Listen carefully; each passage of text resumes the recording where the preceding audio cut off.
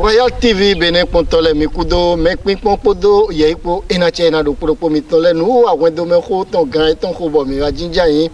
me mi tole no do lo de mo do apado na vodun bo ma de kere sududu e asan chi atoni de mi le nu wa yo ji e mi o dora mi do be sede na bode we be mi na ye me da ko do posin jono na mi e ja me da ko lo kaka cho gan cho bo to sino e ro mi no tek kaka bu na koko e mi na koko e va gengbe me do do mi na koko e va oh wa ti fi bene pontole ndo gbe ya mi gboro mi ku che do mi ku koko ye ipo mi o so wa de nu wa àwọn to me ko ton kan te ton me aton eno no e ko mo mi o yen da do sino no de adisin lo me mo fi to se pe no de ami olo me di de mi ka odogbon mi yen mi yi me na ko do posin jono de tesin azanji prophet Ahmed we Yuredo me ne eyin ojo amosin kuluno fodun tron pe to de ka àlàáfíà sento eyin bo de fodun ene me e no zambo yin nu konto do pode me bo ni do ena do sinsen ko tron no ple bo blo amisa le ye na do de bene to mi fibo de me na ko ene pokere ko na pode o wo su ena do de gesibo na time negbe na mo na tinte negbe na ko gandi odo o ye mo no yo fanu ko gan o gidato bo cho mi ga igo to sino ne mi fongbon o Leonard so gba fon kan ji ne he so afondo de fondo de go o hoigbelo jijo dondo mele bi bo dondo pataki Royal TV kontole ye me de no zombo me de togo do bo de fide bo no pon hwendo me hole e no mo ye mi ton en dondo o moji no to Royal TV ton le bo dondo mele bi pa era che na mi vito se pe ne afo mo se do ala mo ko fon ganjima to sino na mi fon bon e manyala o mi ozo be wo de donema Royal TV bene hontonle ndondo mi do podogo bodo ma wona no popo mi po no mesa mi don le ina no popo mi po ndi do egbe don e ma na fa de mi wa ikon waja mi o wa ne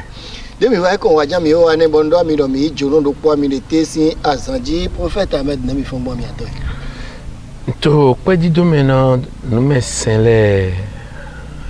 no mesen lo ton pe ton se ko do gule ton e o lo dato be dato do ai to gbe bo so do ai ran lo to pe do susun to do na so to ase ngbe ton de mi mo be yin do jire to yin mi ka je gan iho le nkan ton mi bi do na do pe na baba yin nu ya yin nu fi gbe to fo do na do pe na yin ko de inu Yuredo e do na do pe na fa du ton na do pe na to po no po do mi gbon e go bo wa gbe ta se ni gbe be ko de bo do ko avo ne mi ko avo ene o de no po mi do pe ka je gbe mi na do pe susu Royal TV bene pontole te ton ma do kota do pode le obo na no ekon amo nu wa mi ton mi na mo do fogbon jamba te mi de bo de dio do wezo mi do mi na yi jono bo mi na ka ko bi o me na ko lo ko kan bi o teme de zin pu e mo de dosi no zin kai me zan de din na ye e gbe bo na kan bi o zan kan ku e na kwa cha mi bo mi ado hanya mi ton le do ye do diete to avo ami bo avo de po de mi si ne ka gbo mo ino avo de do zan de ni e u do ku lo jan ye so wo ye ma ye de agbada so ji bo so ado awo ni do ye yin won na de kere de no chi gbon ne de ele ma ino ye ma o to ye to be de mla ji hui bo de juche abo me ka me wa nu mi e de fide vivi na mi je uzi no wa mi de o anoi do aloto e de aga do ni do mi ze bo mla do nu me ma o de ndia wa na mi lo kele bo mi na de do onu kan to sino ni me la ko do posin jono bo nu cambio nu kon ton de migon and Diona dondo Saint Prophet Ahmed o ko cambio je tintan lo we ndo do be ete we ye le penson de mu mesen de homeland lo si ale ni Saint Prophet Ahmed do sino ete mi le mi penson ta wo yin do yi okon mi de bo e yo lo wo e ma lo nu ami no che no kon to indo adogbo mi do bamba che azar de no kan fakaka boku adogbo mi da che de tunami ji adogbo mi do ya che ye ton le sie a che ji me ye ko si o yoro kunu no ton do me to che me no che mo no bla me go e be kan mi kaka bo wa yi mo ton lo we mo zion ton lo sa se poji we sorti ton lo we so po mi do gbe ton lo we no zan bo kai ton do da zon kaka igbe bo su papa wa zeri na mi to nu kan gbo me san kuku ma pon kun ke ma poro yen e we yin se le popule po si plenu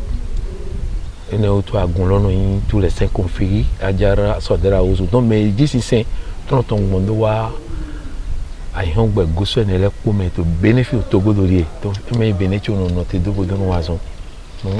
c'est des poisons et tron ouais poisson modomo Mera ko prophète Ahmed Mile mido fudun de mi pason wa intron pe to ka la fia bo mido mi de yibo e ton pe mi de sun kame de mi resi tron sin tangbon ino do ino yin penjigan ino du atinke ino no mede gombo ino aname mile mi so imo mi to so de sun kame ne chinje funa imo mais le mon monde zitata sans que e mano mede si bo mede kono nui bo e seton bo e ton achene a chelo wa no lo me kakaka e no an mo o taito yi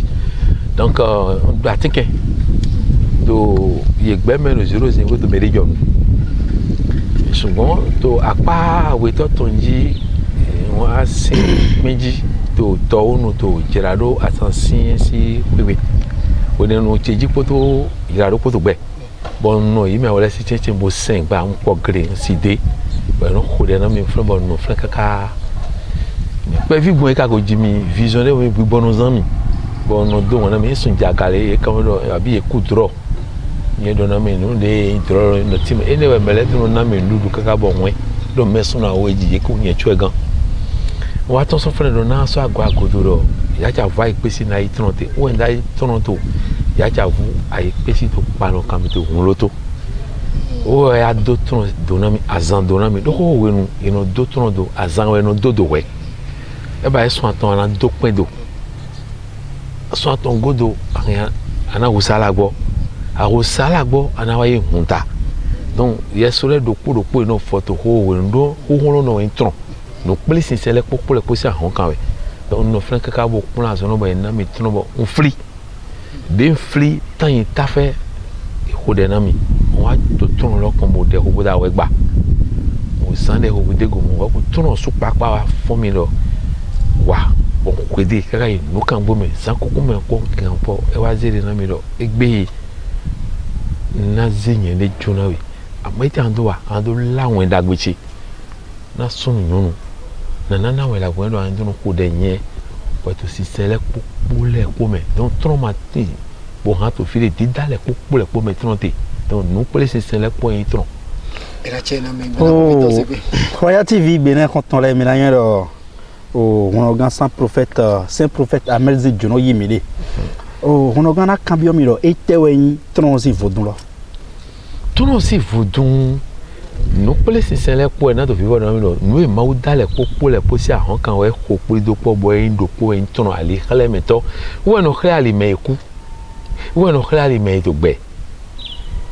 do ai tron si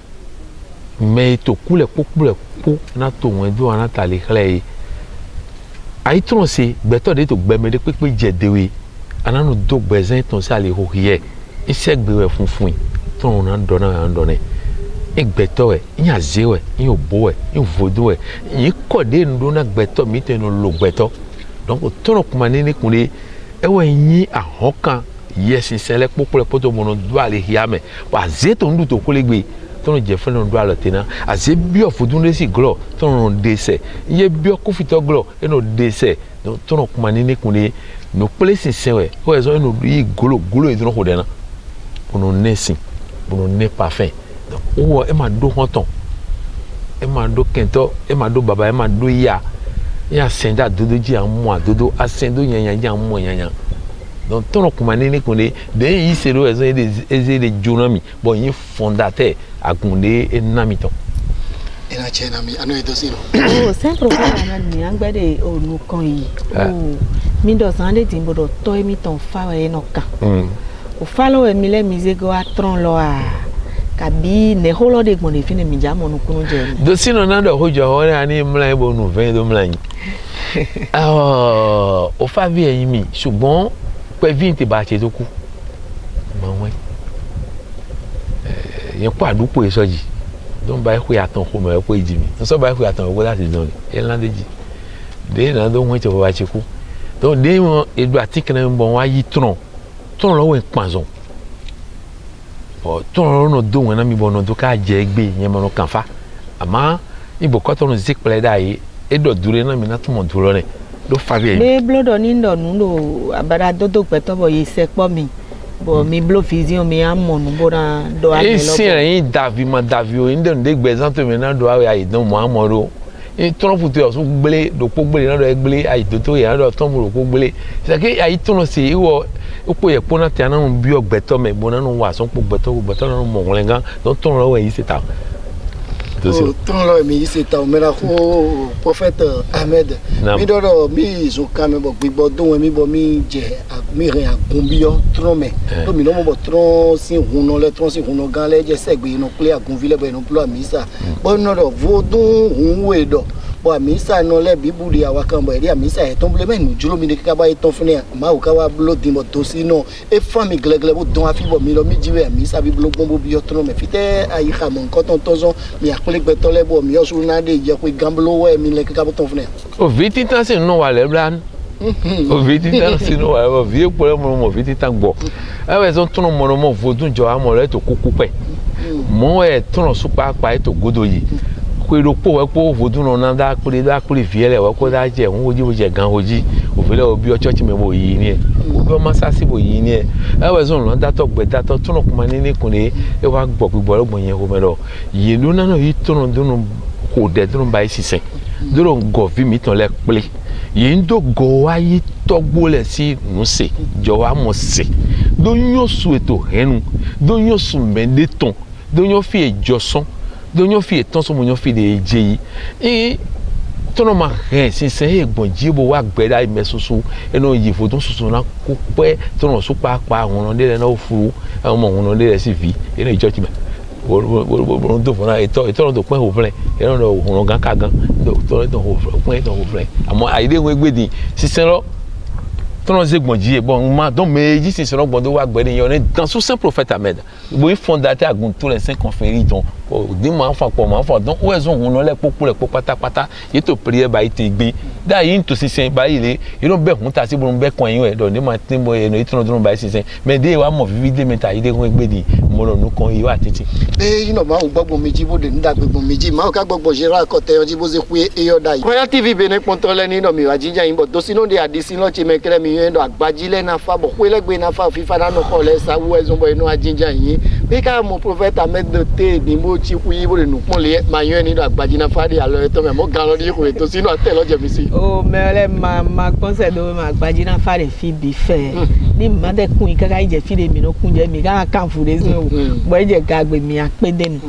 mi le mi wa Royal TV Benin Borondoto nu wa kwendo me ho ton kaka je agbajina fa ji be te ton mi anzo trele pomora imo mi yodo ni ndo iri agbajina fa ho don Borondo amido nyon si wezon pombo kwendo do pome efa bodado wa sumo vivo bo asimo vivo amo mi nyon si te ton le di mi wa wa chade poye yo me mi kabio bonjazi ayi mi ton le do ndele ji wezon de ho le do gao eteji ngari ho adodo nyon si mi ton te ton le mo so don ba do aja ken ton lo asu e ton ni monu tunu je me o tan de ho ede lo nde wa ede do gbele nu do te me ton le nyon si le ma so di kete do asu e ton le ni mo bo asu le no de fine chobo me ne le no do ayina meto nu nyu na meto me de do alijito de voler ite nja do bo de fie ne le gbon do lo e de hwen do le gba ezon bo akpale ji ma de fifa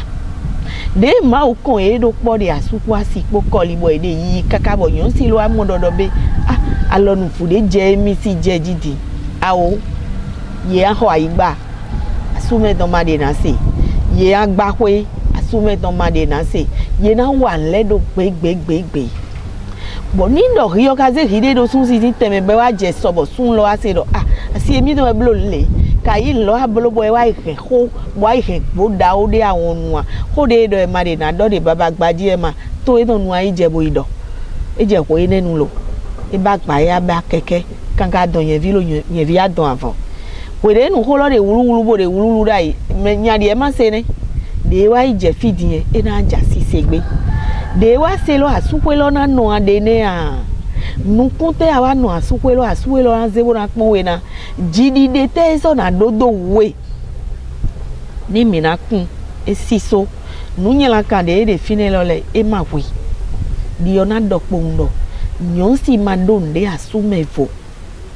adonu asuwedo na monu kunu jeme nde wade asuwedo na monu kunu jeme pepe mele de mikpon ando be ado sino de modo e ma nyonde sunsi le no jere nyonde no jere fe do sunsi le timbo ele ma bado asi eto ni yinu kan bonindo egbedo nlo le de awa gbogbo dubi so si boya go atata kabi de blo lo ye agbon ko do bo khen lo gbele ne nyonsi no be ko le bo no be asu ro ko igba mi bueno poco do mundo kwelo bi mundo e ma he kwede wa fidai mi yeno lile ne lole mewe nyon si le de boade nu wa lo ene lole hu amo wa lo ene lole e ka komasi peto e zon hode do peto do peto do nyon si de blotito kaka bo wo modo do be mi he mi awande aso mi ton kodo nyon si mongo e he a pon firebo o zia foro sun ka me pon e a ze pie do ko de o pon to si no yo de mi ato ma de Olaba. Ko ino na me wa Oh, dio na dokpondo, dondo ma ku kolo ije fide no jedai. Na dokpondo nyon si de mo blole. E ma juro dio re ni ku wa mo nkole de kwe yomet. Ni amodo ma be kwe mi no aso mi to bo duje no dujo. Ai hatimbo ni asekpo agbaji na fasi mele the Royal TV Beneji kai kwendo me hosi meleji ya na we nuyedo blogbon le bo blogbon le asuwe ozuzi afo alo e don le bia no eme bo ambolo amoni de boblo dagbe ma de me awe kwe e ma ka do chidi de awe do ani no asukwe beni do mi ano asukwe kwe o me de nyon si le me janwe ndele de bo mi ade alosun eme asu mi oyi ndo polo bo nde pepe de mi bolo vile na dute me mi aka yin do vile na dute me bo vile we zon bo ade fine janwe bo wiwe bo zi zonli de hodo nunyo ezizi bo moten bo no fito le kon bo do asugbe Royal TV Bene kontole di ondo do mi sedo jomi do ngojo do ni de di doro mi no jite di e mere ma de Peter sewe o sedo o de dosi no he wa ni e do nyonu sun si na monukunje achaken asuwo to me e magado ne edu bizo me e ndu bo sun nu bro madu egbe ndo gbe chai kan re gba wa ren nyonu wa sukwe gbe chai kan re gba 70,000 po 70,000 wi be o ma do asukwe don bo be bo ido gbere taye don ko bo taye lo mo ro kwe wi ne edu ne bo je ndi e blo yi kaka bo je bibi e meji e bo ko wa gba nuwa do nuglo do fona sume don abi nuwa bozi aloglo nyon de pepe no de no blo aro yin intellectual gbaja no ba asuja no gbe me don me de pepe de wa mo asu bo yun ere asuja no gbe be ni manu kon ayi ya le ma manu kon ipo won ye ni wa nu alo me visun si e satawe ma bo visun si satawe bo nde ro blo no vie don le nde ro blo no le ma po wi blo do gan me re nyon wi blo na e ma mi yan ro yo ru ajo mere do kwe do we don bo wa kwe don be me yi do mini no po bo yin do po bo wa ndo po wi do amo me de na jija bo yo na dudu bo to e jo ton ne yo don ton no be no blo ne jiro ma o gbaja no ba ni jiro ma o gbaja no ba Royal TV Bene kontole prophète o ene ni no ndu temi gere e na ti alo pade me ko de dosi no clear bizande ne ko de dosi no do ko de yin togbo le ton no ko le ton jiwe kendo ṣùgbọ́n yóò sì mọ̀nà wà ní ìdò sún sí godo sún sí wẹnu zọ́bọ̀ yóò sì náà jà fún ìrà kò pé àmì ìyàrá mẹ́rin kó gbẹ́ náà méjì. yóò sì èmi mọ̀ yóò sì lè pé wà ní ìtàbí bú àlè mi mú ẹ̀dọ̀ àsúwètàn sún pàápàá wẹ̀sẹ̀ tó bú àlè apátẹ́jì dandan mẹ́kúlẹ̀ tó kó wẹnu yẹn kàn fọ́ jẹ́ tẹ́ náà fi yẹn kún sùn yẹn ifa yẹn yóò fojú lè jọ mẹ yìí kọ mí tán mẹ yóò gbé jí tán dandan mẹ ní dóná fi yìí ní lẹ́nu lò mẹ bọ̀ sún sínú wọn tó wà lọ wò de kàrin bọ̀ ẹ múnà jẹ yẹn lọ́tàn jí tó kó òwe ndé yìí lọ àsúmẹ̀ tán máa ifa yẹn sínú tẹ́kùn ká sún lọ́nà ifa òfa nígbà àfífú ẹ káká ní akó bẹ́ẹ̀ èèyàn sì mí tán máa ifa yẹn ifa náà sì mí tán lẹ náà sì yé tán lẹ bọ́nà kàmúnú sánà yìí bọ̀ mẹ́lẹ́ máa dúnú fún mẹ́lẹ́ mamo yon sisi ho de dosi no do nuni le to jijo ama soso to titon sonson sisi alome e walo yina kan sun de le ton we no re yon si to wa si prophet di njanja we mi jale mi mo ni yon si ni plan me bi o church me gbegble bi yon si madou ando conseil ya e madou ando plan me na me to awi plan me to eton le popo le po gbe fi aso eton we enyina so to enyina asi to nyina asi to enyina be enyina donc yini te konto ko yo me do ko de mi bi oyi okolo asuru kwasiri ko asuru kwasiri ko wa donc ko do po e asuru kwasiri ko olon fo soku gbogbo agbe ogbebo ape ne una za mi te to ko yime donc asuru kwasiri ko na ze we keiri bona goede wa godo bona nyeno mulo yewo no meto muno yin do mulo wo e conseiller mi ton le poku le ko pátápátá mi atonto mulo bi o fo aibe donc asupa se podo anse we kere bona tun achi ede tun na ede le wa lo yin na kan de ado asiwe na do na we wa lo yin kan de asiwe do yeso ando ne wa po mi do no poko yime boko lo na do no kon yi Royal TV Benin Pontole agbaji na fasi no wa manu kona ide me o gamodo julo mi ton mi ere fi boko kan bi o ton le ka pour de chede de oni mi gbede o bona tinten ne gbe na ho de dosi no wa de tesi anzaji e ma fonso fi amaro gbo na kan do po bi o to meyon sile dosi no dodo ni do mina wa nu do nu golo ba su de ko mi de mana nwe kere e do e ma reta da gbede wa na me ni ade mo blobo ayi no wa gbebo no wa ji ko de so fiti ana do de itepon bodi alozo eme itepon bodi alozo eme e na che na do ko vitole agbaji na fate to mina do te do fune Royal TV Benin Pontole.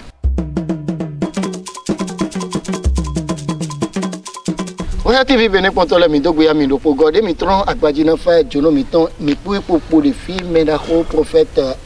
Ahmed bo mi de no timena mi bo mi no gbigbo no monu de tron me bo gbigbo no gbomiji bo mi no monu na gbeto mi do le na chigbon de mi segbon mi yo tron no le iro kan aviwe po do avile jayi avile o di ko le do o gbigbo monu kere mi no mo lo sin teme de le tin bo iro de ko bo gbigbo no je mejijeji bo mi mo ne don bo julobo don adewe ka bi de mo de bo julobo don idon journaliste le don do mi tarra patake surtout journaliste sedo de wa moehe jijo na tinami dosino ezo odi o wa mo mi ma we kan bi ka bo plan fidi be na zo do dosino kuche dio ndo ya kuche okwe na ikwesi mais sozo mo bi to fi egbe jirete de la kuti dagbona yeton mais on a son ko tele ton lo ason ko ma gudo to tone we na ko asina to mi ton to gan mi ton o ajole wona wa kwele wona hu nye ma jurunu che ma enu jijuro e jimi poto vision po bon wa do fa bien mi bon wa motron botron lo wa na mi bo zi de junami bo do ndo baba chesi dagbede e wato ayigbaji fi donc che ma vision de ene kwanga bo e vision abi no kwanga do njire ko dans ce simple fait à mettre ton maïmo nuna we nuna we lonko gbekpo na me tunu na mi mo toto me fika itogodo mi no se do ne do fudun ko ma ba ma pori fune oni mi ka mo nole ama mi no ablo akabi bibu mi no blo kon fune e wa de ndo mo lo asito e wole we asisi azun na wa na we ba se na jo we do e bo e na wa bo se azun bo na jo we do gbezan to me e do segbe we to lilo we e bi ogbugbo mo television na do segbe to zinzan we on a des segbe on a sous segbe na we e ka ilo yin ko tu lo wa to so duna do yin ko no fun me na so wazon wo ba prier ton yin awe yeso anagba yin we na gba we inu kan me na yin ku to na yi na de we daliji yin do tan yin de we donu we ta fe donu we na do nu do de to gura to do nu do goro miti a chere goro miti na tu me na we yin baba to e donu ya donu na tu mo na we asuno chiasi bon son sinon to yaji kakado yi ina to nu wa to pe gbo ma vision ba yi pe ma fufuru pe me sele journaliste le dans les données mi bon wa gbe ma yen mo itere e no di mi mo e ma so kan plaque daliji so gbe to su ko do ni le ponu donc mi ni no yin aso chi asi ba si donu me so lo na to yaji bon fufuru kaka mo na to gbegbe yon lo si we kele bo e do o pari gbegbe na yon ne yon so chi asu no pro so we kaka de bo yon lo na fufu si ajo ma dizon o vi ma no hun yon do fio ni e no do ni e gbegbe de awade na do no do e to gbagba tu me yen mo no ba vision na me ma do ko di ma do gba ko di ma do no di no me wa be de ana yi ya gbe mo na ji ya lo ke enyon et na nyena o usana kpala meni vo na we donc visionner madonna ta ipodi be na homedu visionner do na indo mulo won le ganto we anyi be wa mowi era chena mi ali na jivi me da ho prophet ne ko le na cambio mi we indo mi do agun mi do no yin ne agun tron don de me mi tous les 5 conféris Adjara Sodra House ajira lo kere mi do ro do mo ajira de me ajira ajara aswadura arabu le sigbe ajara aswadura ozo ache de no zeme yaga to arabu to maka ache de no zeme wado donc amodo et tous les 5 conféries si c'est les pour les possible nous bon mi mo to no le no de amisa bloqué be amisa mi don lo nya bloqué de ya yesi we mo te do ba de fene bo no yoro ro kun do me ko ne wen do na fa ne ga yin bo fene nya ma do me yo poto no ne akonka mi ko na we ya fitin pa de me Wedonafa, dans sous saint prophète a médité va monter. Girado, aux anciens, ou à dos, Wedonafa. C'est ça. Et mon nom est Sissin. N'y a pas si c'est tant, on l'a tout à parler quand même. Bon, on a beaucoup de poumons. Ouais, on a Bédéga, et on a des tonsons, boycon. Et vraiment, et bien, si tu as un troc, on a éviter mon zimon, toi. Bon, bah, c'est saint frère. Ouais, Azemi. Boy comment ba si saint frère a janu touré mais para ko manavi ewa bon ba si saint kaka bofo on gan de ton so ngbe goso ko eto tan tun duro e ta tie tun do fi e tan tun do tara mi kaka be to si sa disin bon eto si sa na mi be do mo mokun donc o gbeto wa le bozie defi fando nu mele ro mi ba yin te ro tun aja de ro freson me be ho bo jai bo so da lo ego be fon donc nyesi e monter de ngoson boy kan lo wo Girado do aparun wo do mi so ran ba Sissin donc file Sissin won do na fa be teni Sissin che de to ba yin ba kaka boyi game ye ba Sissin na Girado to game fi tro fi ewusara gboti ogbe jete na ma yiburo bon voyage bo yowo to me bo pon yin kan ti ku to game to sara gboloji mi kan bi opon yen je Sissin lo be son. Oh prophète enache na mi dosi no o moro mi ho cambio mi tole de funebo e ti lo mesun le de ko lo zo mi si ba fa mayo de mi hewa tere wa zo ngbo chi ko bo ko e bo so nu poto mi ji bori pipo mi le wo do pe ti bori pipo mi o ko de de na cambio saint prophète Ahmed nam wa yin do be nindo e ka wa jode kwendo de me bo nyonsi we hodomi bo asu ojo makari alimitonji bokwe gbe kare wiwa nemi no bologbo merci dosino e jo susu won so do prevu po pa je susu tiyan yan si bo wa de bo asute ma wa de no yan lo ni class we ton wa bo yan lo na wa we aju asite ni no se so me we yan nu ma jo na wa ni pipi na we asute mevo asute na sente do sen we e yan lo to sisi asuwe to bo sun lo yi gbe ro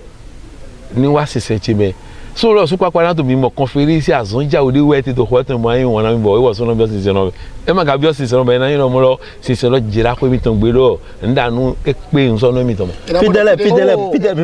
fidèle mo we agun confrérie dans leur etin de Beneto ma fi etire su ma we e gbe ide awe aton ni aton choroko oh prophète enache na mi viton se ko manu ko na yidi apa ni ko gamo nu cambio de ezipo e to da ina mi so asa cha to ni ga je te esupo ni na ko bido mi ji maja ni le ko adin diedo ni le ko adin mi ji aje oh Royal TV Benin Kontole mi na ya fa gbaji dide mi ono igbo viton se pi atelo eji asibe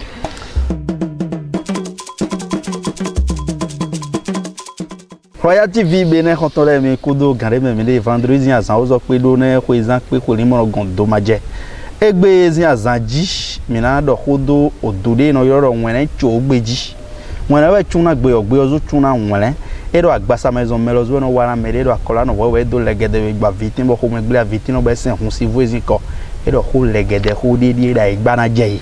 mere mi kan oduwe ne na ne ai zume boy kan poli wele cho ogbe ndena de jijanwe fene ndena jijanwe kaka je gbelo na do oro ani tenpon bo imo ko idanu le ni su oron na we ni aizun bo imo poli won le chogbe avo wala dido every de gbedo me adalu de na dune every de gbedo me sakpata do we edu na do won gboji na we bo we pobo ara ton ko we aro yin pase aro yin de pepe ni ko me adu aida we de yan tenpon do sakpata do edu na do ayi na we de won le chogbeji avo wala ndo aro every zonsonu every makayi gbede dangbe mi donne mayi gbede bo igble alo de wi alo de rondo yena zan ajokanu dangbe donele de wonle chogbeji ni aziza de gbedo me adonja na fun bo dindon ni ayi badua opo le yo adon me ya na zedo bona de adon don kakaka bo do okura na vo de wonle chogbeji nu e no don on l'a chogbe mele ne ablo na ere afun ko po jan ku na e mo ali kleunde bo e mo do mi na ablo ha weni e ron sise de me kaka bo e no dore on l'a chogbe ji ho me gble no wen ye fodun sakpata wi e ka zen bo e sen bo nu yon na ye ma do adalu aivi poto gbadopo on l'a chogbe no e ma do adalu on l'a chogbe no e na do ami veve ma ami veve dudu e don e ran tenkun bona no gba ami veve dudu no ko bo e na no du nde yin alui de no zume bo ya lui kan o assez gbedon on l'a chogbe no ma du assez gbedon on l'a chogbe no o khede no yoro o chetula klebo nde pepe yi wana on l'a chogbe no e na tenkun yo vuro e na veiller bo chetula o klebo fun era no bieme ya na bi bieme no wala e des zagbe do me era no blole era no dan ya dosi era no dan ya mion de won le chogbeji e kana tempo bona yin ho meglezi su na do yin ho meglezi su e no le fi de gbeto su pore won le chogbe no era no nya ha no no zi su do yin yin mede bo o de no gbeto su po won le chogbe no na no bana no aga na fi de gbeto su pore won le chogbeji mi no egbe 61 66 93 43 96 54 39 45 oui 10 minutes yoro mide konton o afagbajizi mele ne mi yoro mide ji eje godo don kore pole mina do ami sedo alomakun ina chena we Victor c'est que o Royal TV Benin Pontole a dade egbura khesi no vie ma clo ma note ton joko do jono mi ton e de fi mi ma so pe o dinbo on le chogbe to sinu na gege on le chogbe yonpon on le chogbe ma do te ton o fagbajizi no wa te ton fi de mi ado te do kle un uyane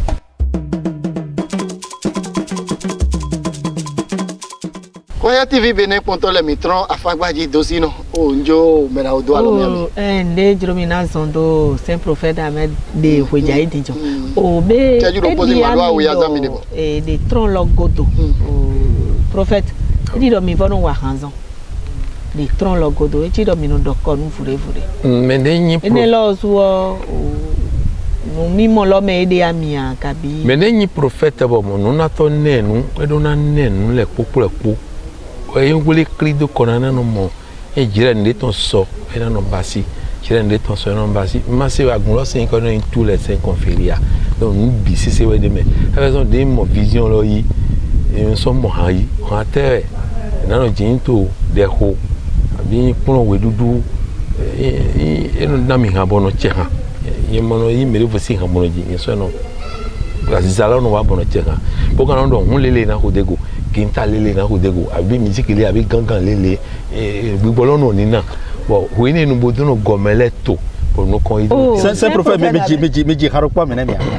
meji haropo na mi na mi ama jo dosi no do ni wa ifo egbe meji haropo na mi na mi na pon e ma sin ni e mo yo me ron gbe azon e aklu no wa ambisese we dagbe azon e ton wa BCC we dagbe le gba we no don nu ble na satani we no don nu ble na me bono don nu ble na me bono so me do me ta pana we ejin we nyanya to we ngbeto ejin levo we dagbe to we azon ya kluno wa mbisese we dagbe c'est prophète o nde na kambio mien agun sisin de vole wa lobore kan ho na do jinde jo amo mi don le dodo bo mi rozu na ro ren wa de to mi don fi mo ro nde legba wa bi ro yan de legba menu yan ne legba lowo yin adokun legba we nse gambe amo to ho we nu legba we sin lenja do afoko o so hehun o to we dubo lile le to pa mawu legba we so ma do gigobe adrawe yin mo ma de kin adra ni je kona me deblo be mi ni gbobodo awu vi we yin de satan de mi dodo ma satan legba si senole no do satan adra to vo adrawe yin ni wa izagbo Victor c'est pe enache na mi dosino enache me legba de mi jale mo legba de mi no do gbeto me ite legba de no henu gbeto me ite legba do ko to mo wa ne do me gbeto me legba de do te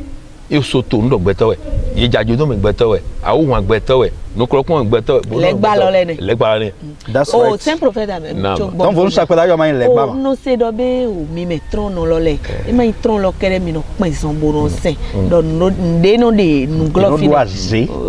Mi clefie ni lo fu. Dans ce saint prophète Ahmed assalamu alaykum alaykum inshallah tous les saints conféri ajara asodera oz. Ni manquement zon ne pepe o ganton ni ayi tron kede se ne pepe masota e gbaji fi bonado buna. Oh, mera ko prophète enache na mi Royal TV Benin Kontole enache ami. Agbele yo igiro ko lo bu madu no asi ni lo do ko le mo ado wa. Do di no do ami do me ka ko bi ko azun ko le mo mi je ko le ji. Mera ko te mi do mo ado Royal TV Benin Kontole mo na joti. Oh, ko en ndo we ko ndo ayi nu ponto le ji ewe ndo awono che factum to mo hode dai bodo hodo nu wala ji me won le so gbe won che gbe do mere ni mamo yun de no sa nu blo do yun de no sa no so nu wala we e te san ka wo bia so fi ke no tan fi wa iwi to fi donc nu wala Agba fafa. Ai plus je te souffle mais tu nu ko to mi dile assalamu alaykum alaykum ben salam tous les saints conféris à dire la rose et ton okomanini kundi papa nyami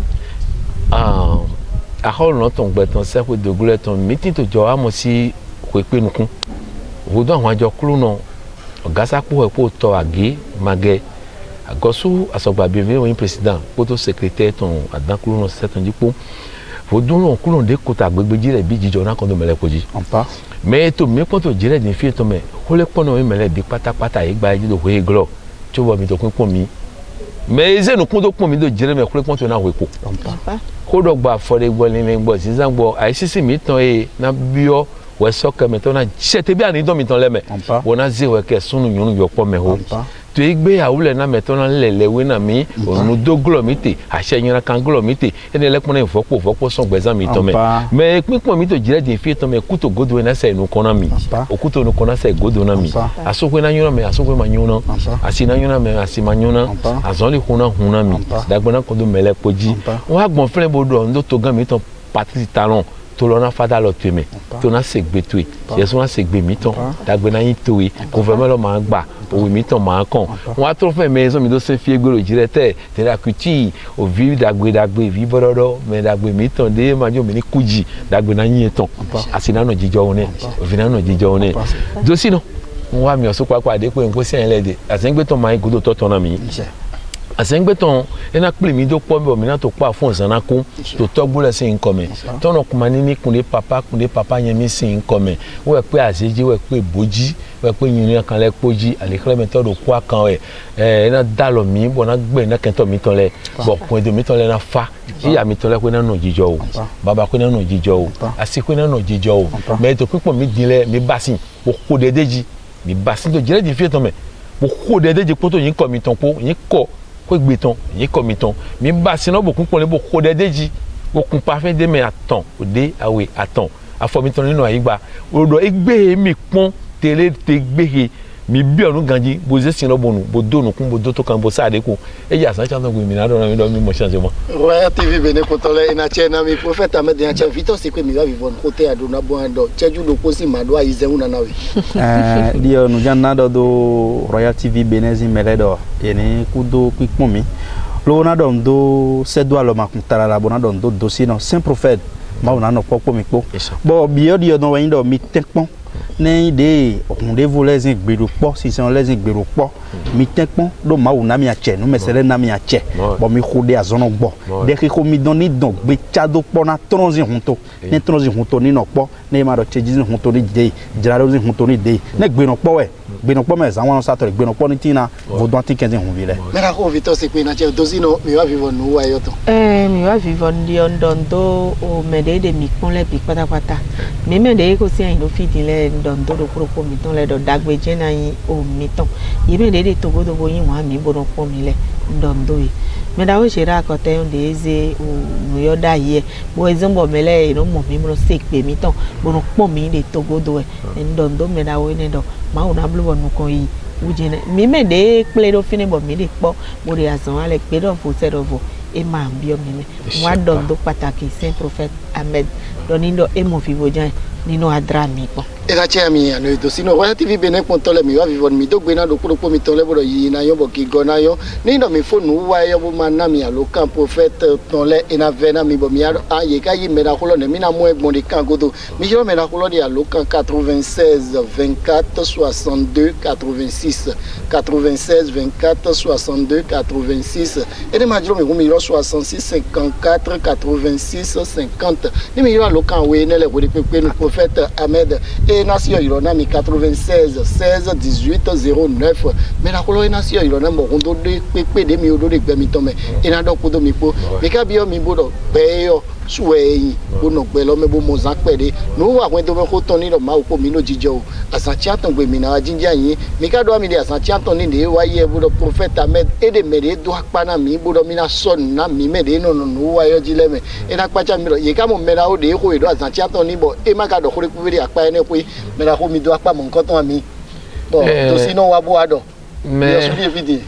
mais on da gbe la to journaliste no son ne we do journaliste do anglais so do ayon achi mi ton abo mi na to no so na mi wile ko no si so mi ton mana do dogbo no si so gbigbo meton olopo gbe pon na ze do gbe za mi ton me niche no si so agbasa go ton na so yin mo na mi o da o che do o san de nko itorun pe mo de foji seji de ko so mo ache ton ji ya o si vi wa idin to wa idin boku no fun bo jira ni le lobo kakawa ogbonu fi ngo bi asoro era che na mi Royal TV bene pontole mi manu kona ide me gamo no wa kwendo me ko ton de tesi azanji mi dogbe na meyi me boyi wona mi buno pon le bi patapata te ma pe wona ka me de nko buno don to mi me to godo buno pon mi le mi dogbe ya mi boyo ndo bura do mi do we mi ko mi ton uri de gbere nu bo se ton de sise po yi jira ko te yon podo awon eton le po be nu wa yo de bo de ja de to gbo mi de ja we kede be mi na so go wa ko enele ji na mi ganji de nu wa mi ton ji era che na do ko mi ton le me chele te to mi na do te do fne merci